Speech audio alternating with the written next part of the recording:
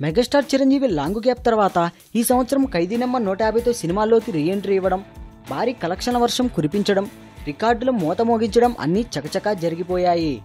Mega అభిమానులు కూడా ఈ అపూర్వ ఘట్టంతో చాలా ఆనందించారు. ఆ సంబరంలోనే చిరంజీవి 151వ సినిమాగా ఏ సబ్జెక్ట్ చేస్తారనే ప్రశ్న అటు అభిమానులు ఇటు సినీ వర్గాల్లో తలెత్తింది. ఆ ప్రశ్నతో పాటే కొన్నేళ్ల క్రితం పరుచూరి బ్రదర్స్ తయారు చేసిన ఉయ్యాలవాడ నరసింహారెడ్డి కథనే చిరంజీవి చేస్తారనే వార్తలు పుట్టుకొచ్చాయి. మరోవైపు చరణ్ మెగాస్టార్ 151వ సినిమాని సురేందర్ రెడ్డి డైరెక్ట్ చేస్తాడని, తానే నిర్మిస్తానని అన్నాడే కానీ కథేమిటో చెప్పలేదు. దీంతో అభిమానుల్లో ఆసక్తి ఉత్కంఠ ఎక్కువైపోయాయి. ఇలాంటి ఉత్కంఠ సమయంలో చిరంజీవికి అత్యంత సన్నిహితుడైన నటుడు శ్రీకాంత్ చిరు 151వ చిత్రం ఏమిటనేది స్పష్టం చేశాడు.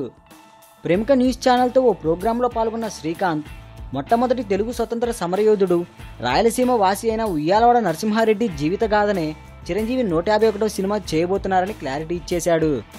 శ్రీకాంత్ చెప్పిన ఈ వార్తతో మెగాస్టార్ అభిమానులు సంబరాల్లో మునిగిపోయారు.